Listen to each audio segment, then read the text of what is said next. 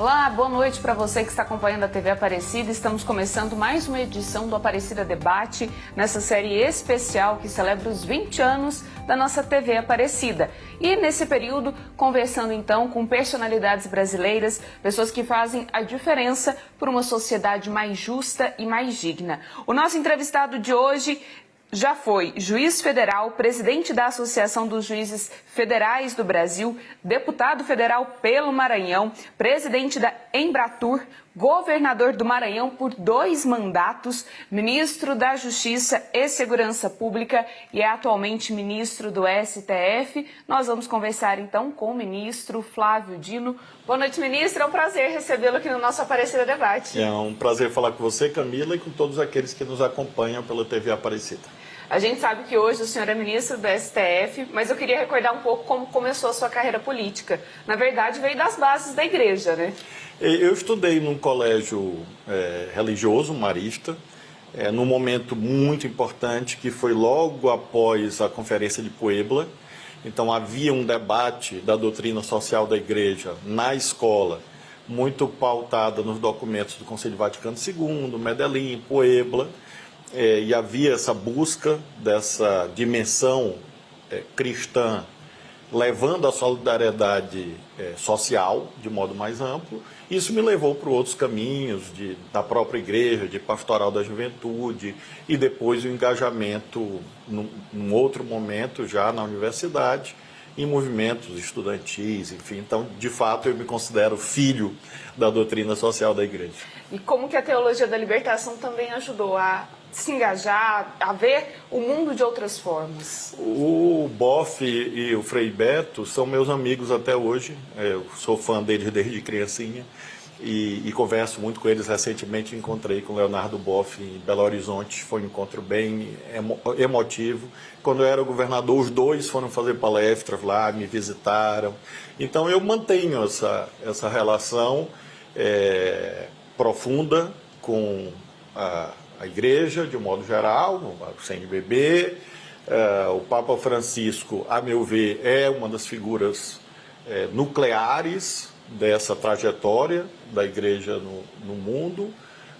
O novo Papa Leão também, claro.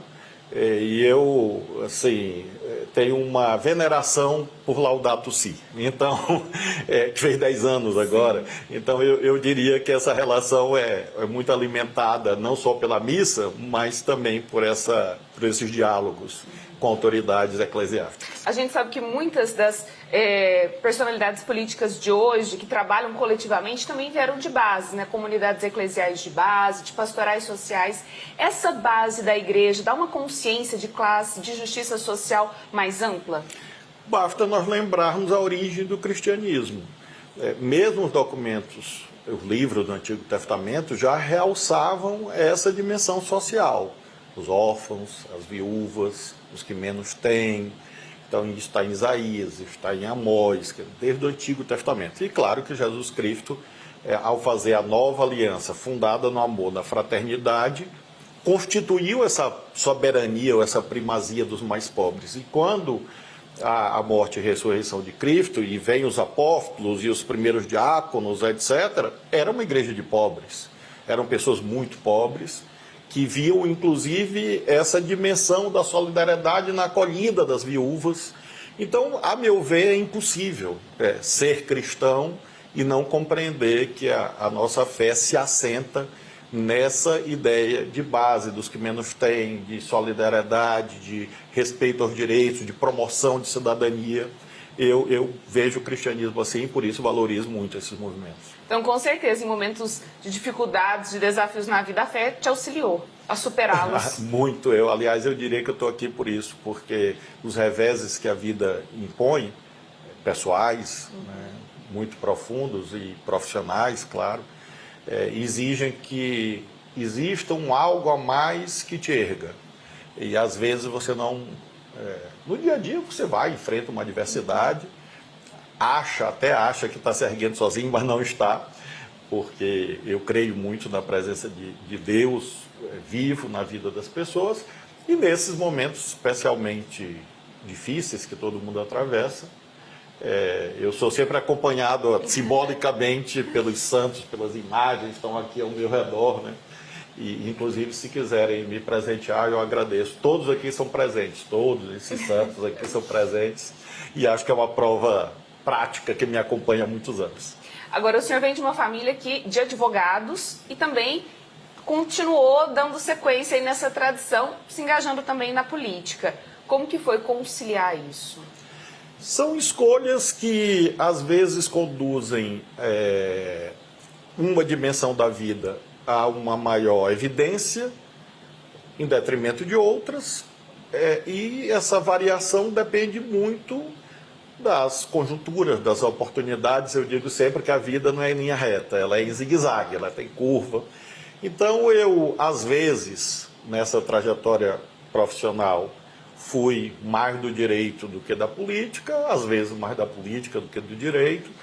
E o que é mais importante é você saber agir e vestir a roupa certa de acordo com o seu papel. Então eu sempre tive isso muito claro. A política exige um comportamento, uma atitude, porque é um papel social diferente. No tribunal é outro papel, é outra função, e acho que, como tudo na vida, é você ter esse senso de responsabilidade com os outros, para procurar no seu papel, que lhe cabe naquele momento, fazer o melhor. Quando o senhor foi governador por 2 mandatos, também deputado, era possível conciliar responsabilidade fiscal e justiça social, ou não é possível? Na verdade, o que Camila, para mim, impossível é separar, porque a responsabilidade fiscal é um valor instrumento para fazer com que o Estado, o governo, tenha dinheiro para fazer as coisas boas, as políticas sociais. Então, alguém diz assim: eu sou um bom governante porque eu não gasto dinheiro algum com nada. Significa dizer que você não fez uma escola, um hospital, e para que serve então o governo? Então, um bom governo gasta dinheiro, só que gasta com honestidade e gasta nas coisas certas. E as coisas mais certas numa sociedade obscenamente desigual são as políticas sociais, as políticas públicas. Então, um não vive sem o outro, porque mesmo para quem eventualmente pensa, no Brasil tem muitos direitos. Vou te dar um exemplo.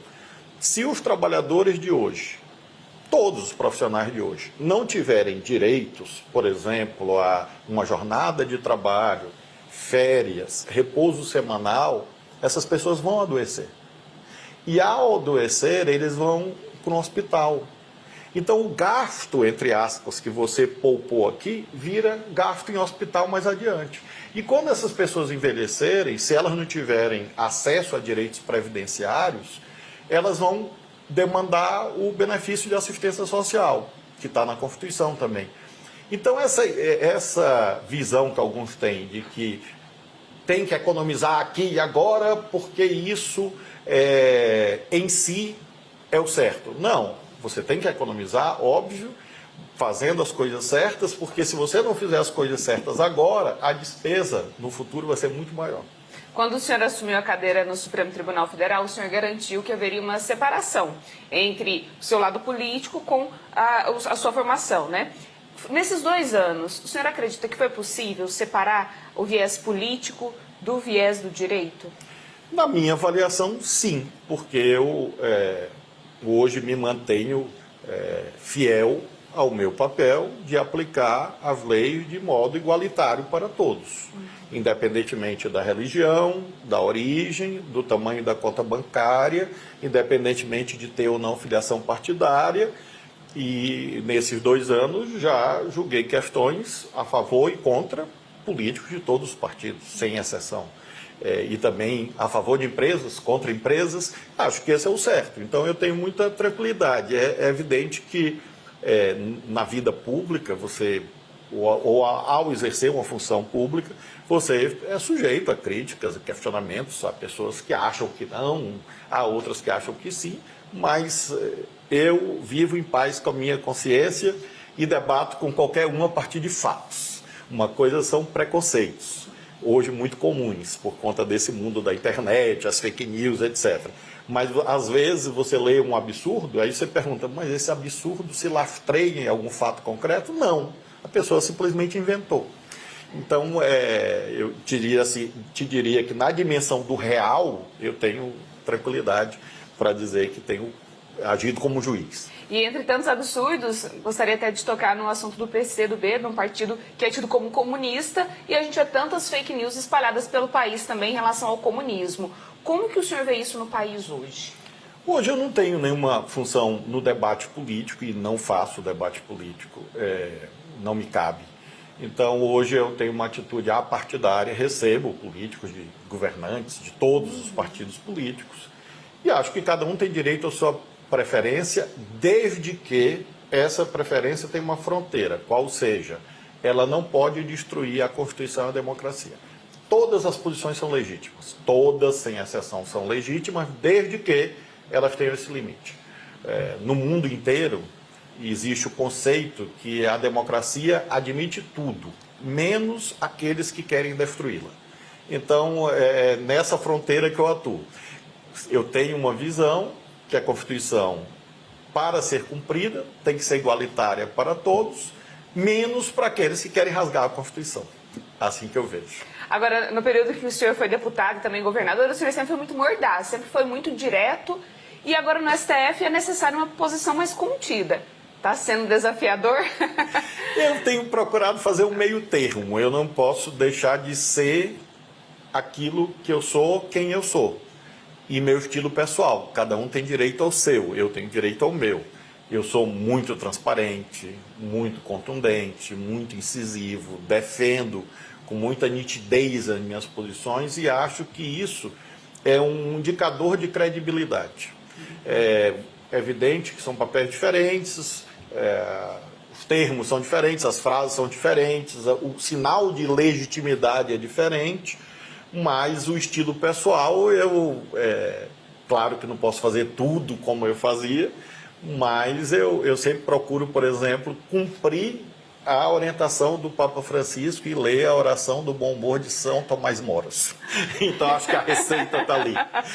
E, aliás, lembrando que, ao lado de amor, uma das palavras mais citadas no Novo Testamento é alegria. Com certeza, né? Nós estamos fazendo, então, esse programa especial Aparecida Debate, celebrando os 20 anos da nossa TV Aparecida, conversando hoje com o ministro do Supremo Tribunal Federal, Flávio Dino. Nós vamos fazer uma rápida pausa aqui, mas já já a gente está de volta. Estamos de volta com a Aparecida Debate e hoje conversando com o ministro do Supremo Tribunal Federal, Flávio Dino, celebrando 20 anos da TV Aparecida, com pessoas que buscam a justiça social, que buscam fazer a diferença e um Brasil cada vez melhor.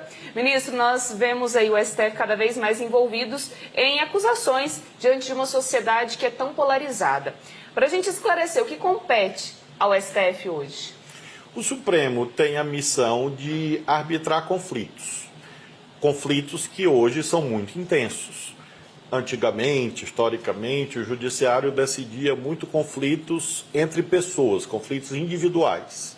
Por exemplo, a disputa sobre a propriedade de um sítio. Disputa sobre o aluguel de um imóvel. Quem pagou o aluguel, quem não pagou. Um cheque sem fundo. Então eram causas individuais. O Judiciário continua a fazer isso e tem que fazer. Só que o Supremo, por essa reconfiguração da sociedade, hoje julga sobretudo grandes questões coletivas que alcançam milhares ou milhões de pessoas e isso desperta sempre o contra a favor. O Supremo é uma instituição humana, é um engenho humano, portanto, com falibilidade. O que é lamentável é você confundir uma falha que toda instituição tem como se fosse uma espécie de ilegitimidade ou de má intenção. Não. As pessoas que trabalham aqui procuram arbitrar os conflitos, que são difíceis, porque todos os dias chegam aqui questões políticas, econômicas, ambientais, questões de direitos sociais. E isso não significa dizer que o Supremo está se metendo na política. É exatamente que, quando a política, a economia, não resolvem os seus próprios problemas, alguém tem que resolver.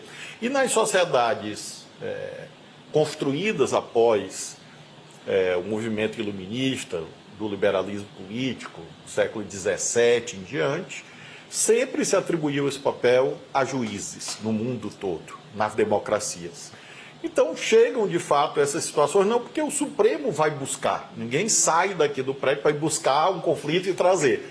Pessoas que estão insatisfeitas, uma contra as outras, um setor econômico, outro, um partido político, traz esses conflitos. E, portanto, o Supremo, quando julga uma questão, está julgando porque esse problema não foi resolvido em outro lugar. E alguém tem que resolver. O senhor passou pelas 3 instâncias de poderes, executivo, legislativo e judiciário, cada um com seus desafios. Tem algum que é mais complicado? Eu acho que nos 3 espaços existem momentos de maior bonança e momentos de maior complicação. Eu acho que é inerente à vida, né? Então eu posso te dizer que no Legislativo, como deputado federal, como senador, vivi momentos bem difíceis, de votações difíceis, de leis importantes, e vivi momentos em que havia mais coesão, mais consenso. A mesma coisa no Executivo. No Executivo eu tive muitas alegrias, sobretudo inaugurar escolas, hospitais. É algo que eu sinto falta, porque eu adorava inaugurar escola, de conversar com os meninos, jovens, crianças, jovens, com os meus colegas professores, e inaugurar um hospital e ver os profissionais satisfeitos por um equipamento. Então, vivi esses momentos, mas também houve a pandemia da Covid, eu era governador, né? Então, aqui no Supremo, tem dias que você julga algo que você sai feliz com o resultado e diz, olha, fiz o melhor, e os colegas também, e o resultado é bom.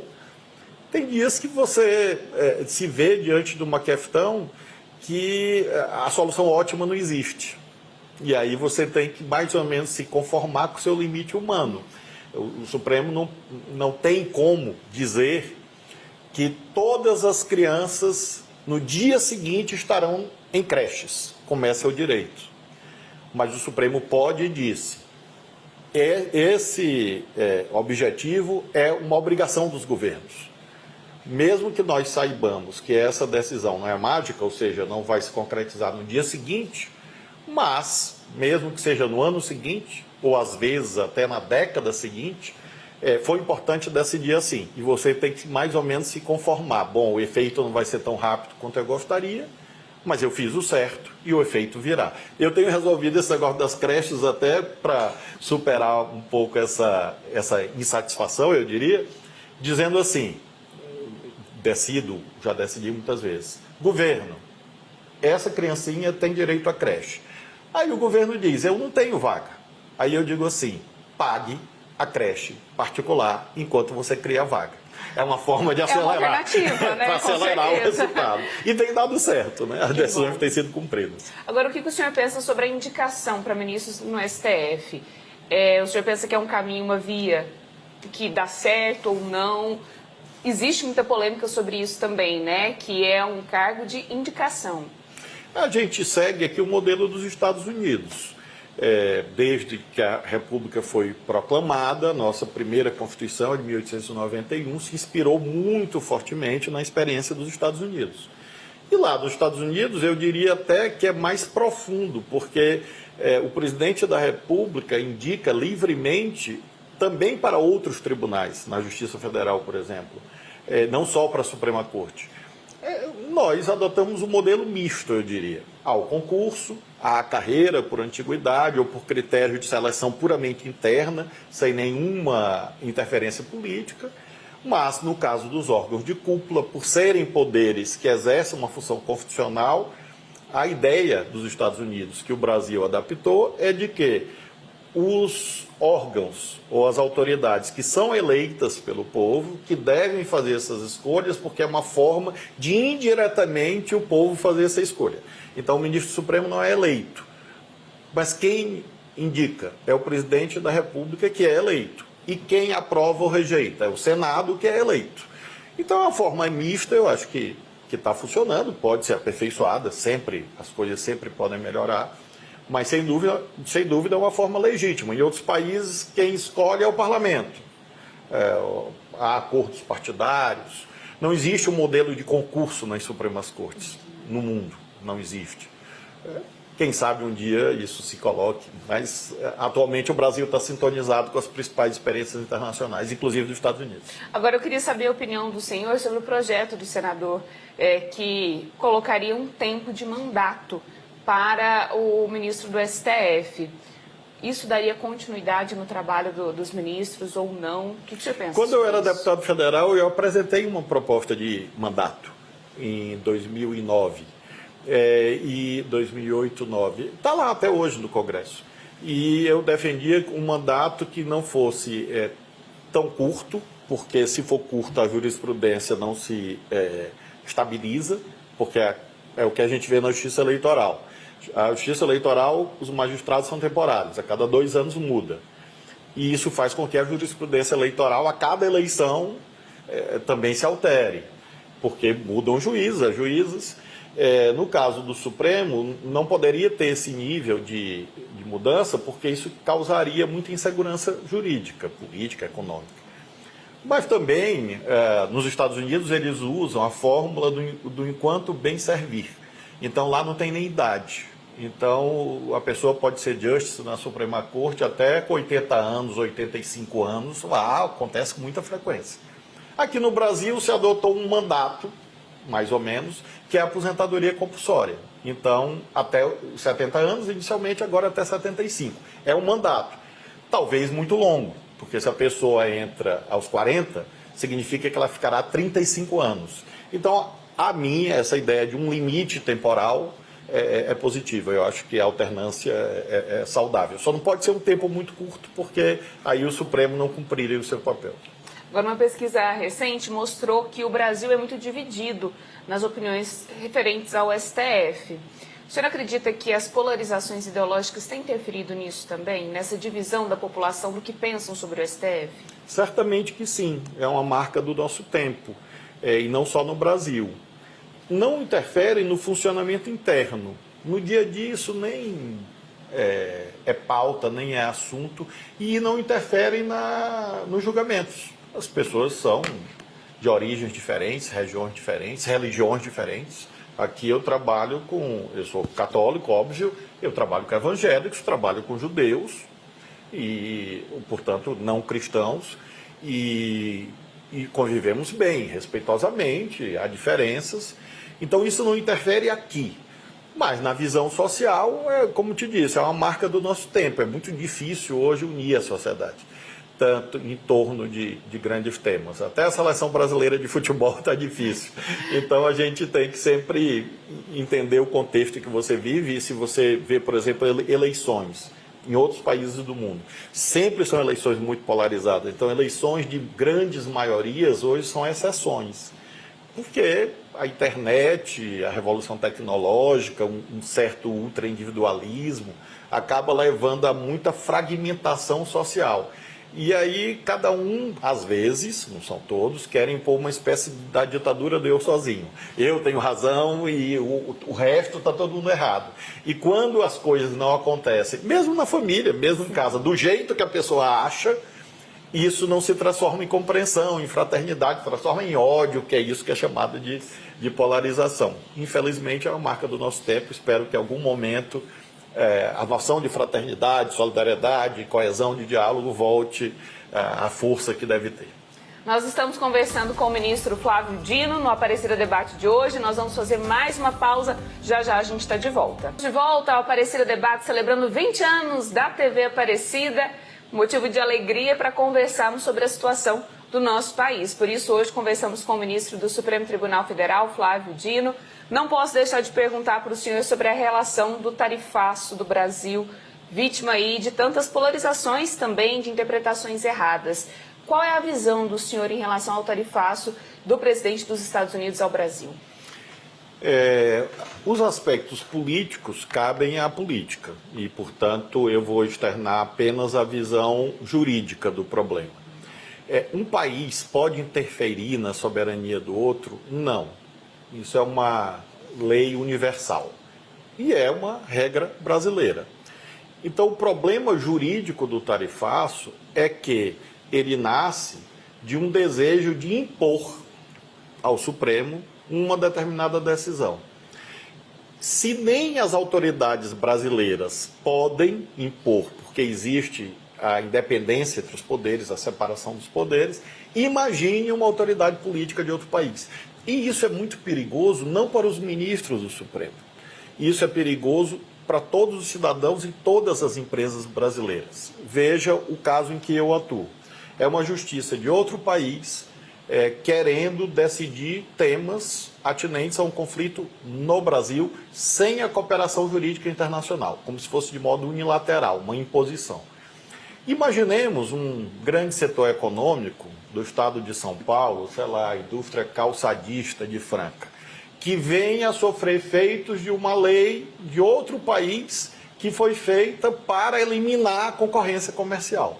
Então, quando o Supremo, nesse caso concreto, afirma o conceito jurídico, que está no artigo 1º, inciso 1º da Constituição, da soberania, está, evidentemente, defendendo a sua autonomia como instituição, mas está defendendo o Brasil.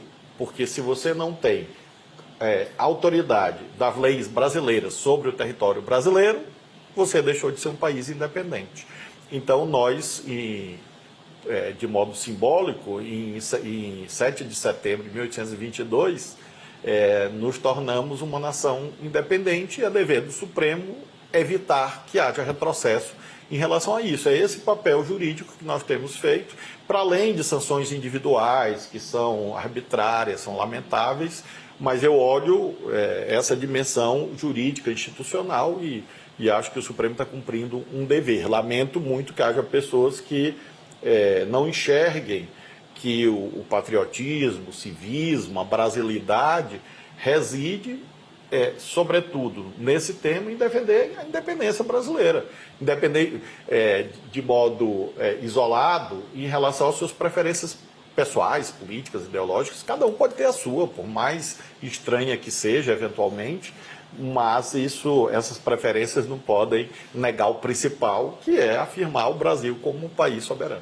Mas nós podemos entender que foi sim uma ameaça, uma forma de pressionar o nosso Supremo Tribunal Federal diante do julgamento do ex-presidente. Tem sido, infelizmente, até de modo explícito, né? Ou seja, não é uma questão econômica comercial, até porque, como os números mostram, a balança comercial brasileira, exportações e importações com os Estados Unidos, é favorável aos Estados Unidos. Então, não há razões econômicas. E sim, infelizmente, essas razões que se chocam contra a Constituição. E se são contrárias à Constituição, o Supremo não pode dizer que vai ser feito aquilo que é inconstitucional. Agora, o que a gente pode esperar do julgamento do ex-presidente Jair Bolsonaro, sem entrar no mérito de condenação, de penas, mas qual a lição que isso deixa para o Brasil? Acho que de maturidade democrática, de compreensão que a Constituição e as leis devem ser referência para todos e que os julgamentos devem ser feitos de modo isento, imparcial, sóbrio, equilibrado, mas todos têm que ser julgados. Juridicamente, por uma tradição e por um papel, só existe um ser humano que é imune a julgamentos de tribunais, que é o Papa, pelo Código Canônico. O resto, não sendo Papa, todo mundo pode ser julgado. Tem que seguir o mesmo. E ele também, em certas circunstâncias, mas está lá no Código Canônico, numa certa imunidade de jurisdição da chamada sé primacial. A sé primacial, bom, então se a pessoa não está na sé primacial, ela é julgada. Também pode passar pelo processo, né? E vai haver recursos, enfim. E eu tenho, assim, muita serenidade, muita tranquilidade, porque é também um treino profissional. Independentemente de você, no meu caso, ter uma preferência pelo Botafogo, pelo Sampaio Correia, mas eu sei, quando ou se for necessário, julgar contra o Botafogo, independentemente da minha simpatia pessoal. E é treino profissional. Como médico, ao atender uma pessoa, ela não pode olhar, não, essa senhora é bonita, não, essa é feia, essa é católica, essa não é. Então eu vou atender um de um jeito, um de outro. Um jornalista não pode entrevistar uma pessoa de modo agressivo porque não gosta dela.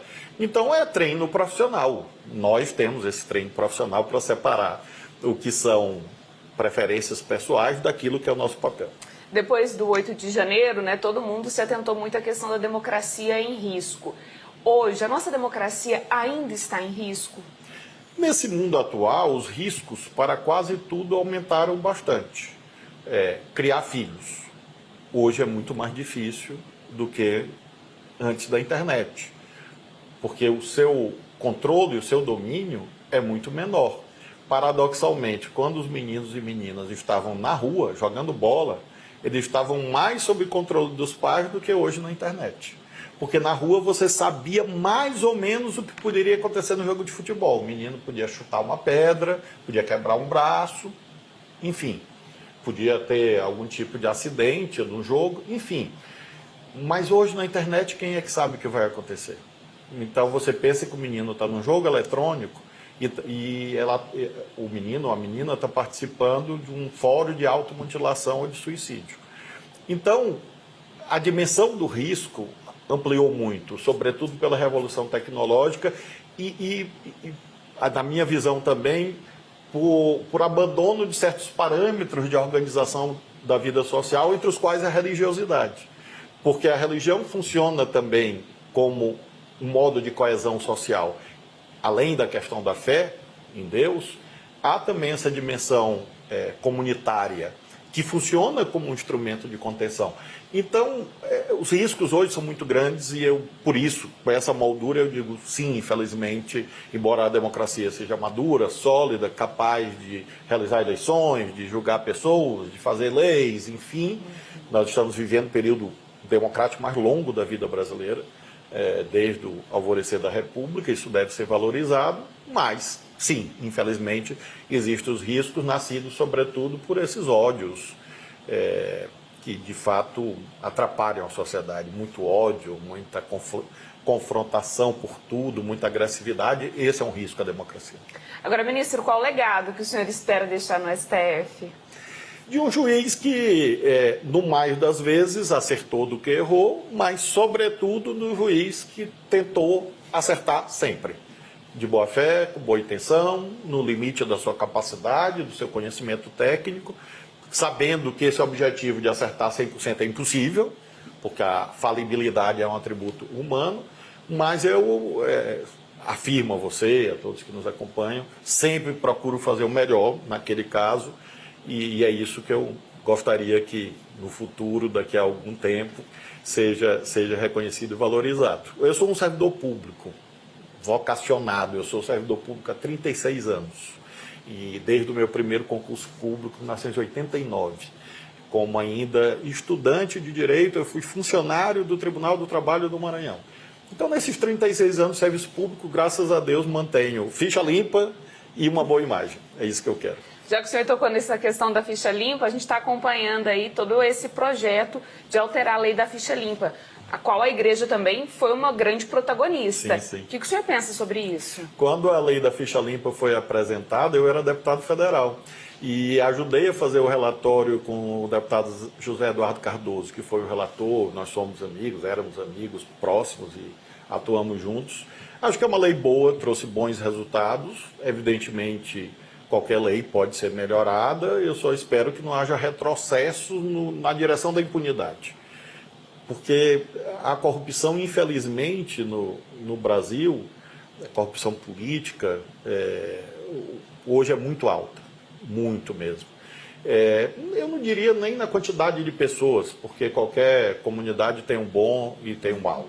Eu diria nos valores envolvidos.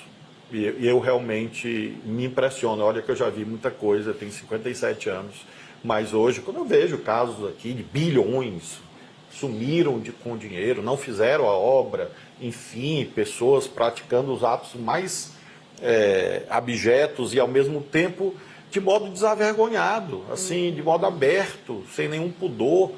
Eu creio que a sociedade deve retomar essa ideia de forte combate à corrupção. Nós estamos quase terminando o nosso programa. Eu tenho duas perguntas para fazer para o senhor. O senhor pensa em ser presidente?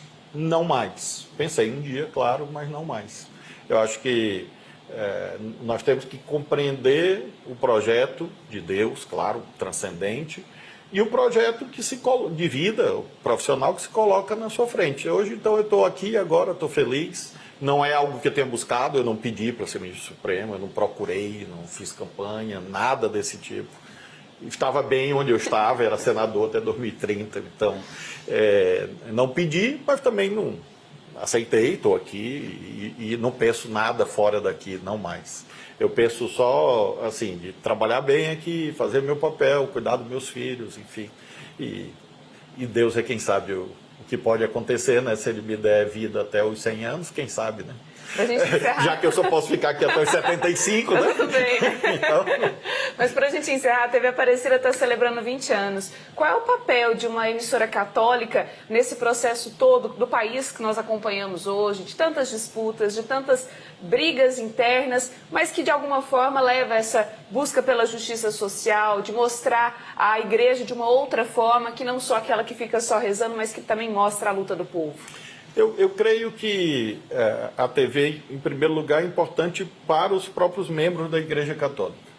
Eu fui convidado pelo meu arcebispo, né, o arcebispo de São Luís, Dom Gilberto, para fazer uma palestra sobre os 10 anos de Laudato Si. E houve nos membros da igreja, né, na internet, muita manifestação de ódio, de raiva, de ira. E eu brinquei com o Dom Gilberto, e brinquei lá no evento também. Ele disse: olha, o pessoal está precisando ler mais a Bíblia, ler a palavra de Cristo, a palavra de Deus. Então, acho que a TV ajuda nessa catequese interna. E ajuda também a emitir uma mensagem, inclusive para os não católicos, de bons valores, bons princípios. Então, a sociedade de 210 milhões de pessoas, nada substitui a missa, mas você tem que ir além da missa, além inclusive da missa televisionada, da missa na internet, e você tem que fazer isso o tempo inteiro, porque as pessoas estão hiperconectadas. Então eu valorizo muito a TV Aparecida e registro. Aqui, sentado no gabinete com a emissora de TV, é a primeira entrevista que eu dou em 2 anos. Olha que privilégio, hein? Aliás, a segunda. A primeira foi para a TV do Supremo, a TV Justiça, que foi sobre o aniversário do Conselho Nacional de Justiça. Agora, entrevista com esses temas aqui, sentadinho no gabinete, a TV Aparecida. Que privilégio. Muito obrigada pela disponibilidade, a gentileza em nos atender. E parabéns à equipe e à nossa igreja pelos 20 anos da TV. Muito obrigada, Prazer. Viu? Encerramos aqui o nosso Aparecida Debate de hoje. Conversamos com o ministro do Supremo Tribunal, Flávio Dino, falando um pouco da sua carreira, da sua trajetória e nessa busca por transformar o nosso país cada vez num lugar melhor e mais digno para todas as pessoas. Boa noite, até semana que vem.